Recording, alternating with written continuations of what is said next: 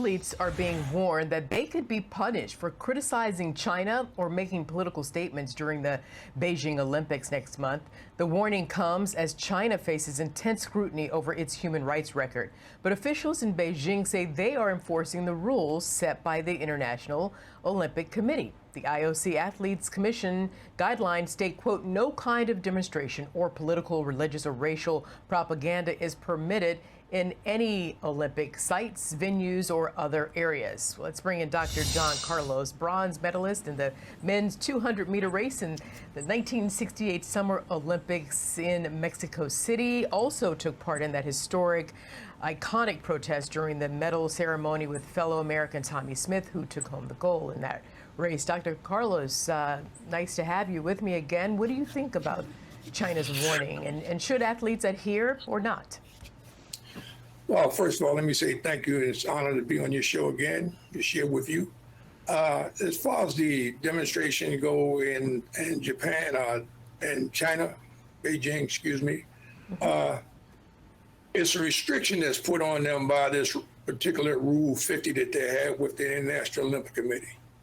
It appears to me that the curtain or the drape have been dropped relative to no political endeavors whatsoever involved in the Olympic Games, because this is a clear cut of political oversight as well as economic oversight.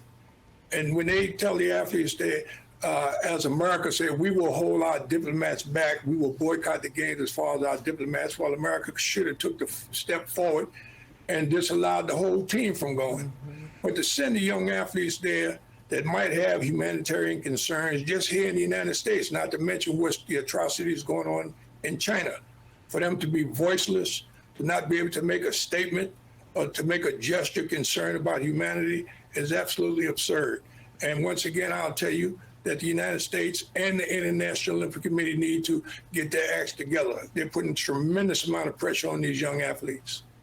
I want to talk about that pressure in a second, but I want to listen right now to Representatives Michael Waltz, a Republican of Florida, and Jennifer Wexton, a Democrat of Virginia, on a bipartisan push to halt taxpayer funds to the International Olympic Committee. Let's take a listen.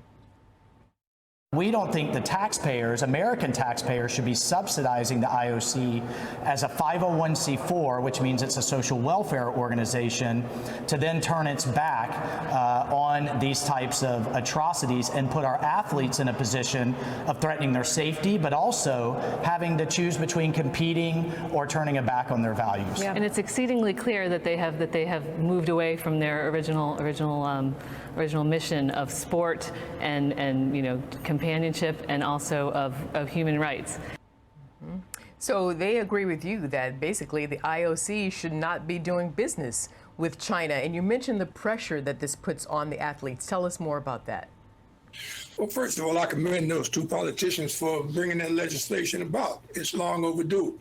And I might tell the politician, the young lady, that this is not new, current situation for the International Olympic Committee in terms of bringing politics into the games. Politics has always been into the games, but they like to put the curtain up when they feel it's to their advantage. And when it's to their disadvantage, they like to curtain it up again.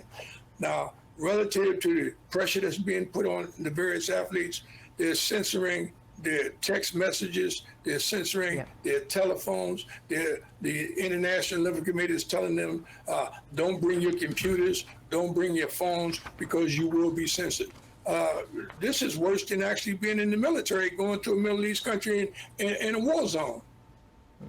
What you're talking about, because the athletes and all attendees are required to download a health tracking app, but according to a Canadian cyber security group, I believe it's called Citizen Lab, that app has security flaws, and there is apparently a list of political keywords and a feature to report politically sensitive content. So, listen.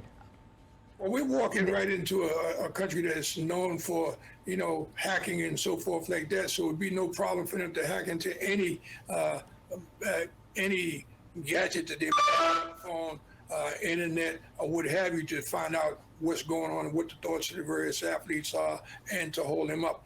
I'm just saying shame, shame, shame on the International Olympic Committee that they would put these kids in the middle of it, and they're still not mad enough or strong enough to make the right decision and realize that humanity is what brought these games about altogether.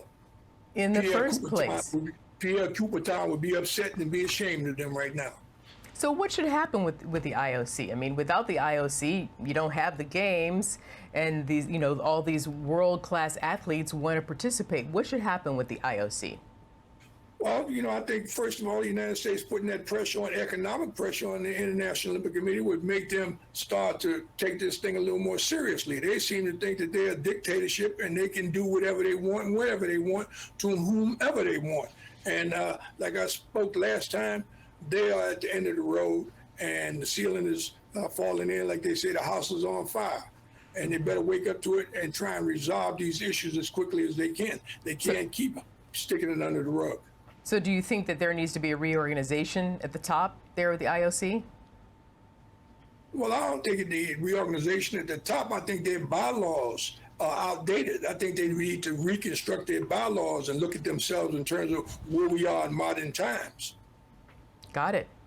Yeah, Dr. we can put a new head on, but if the body is still the same, the snake still is just as poisonous, no matter who the head is.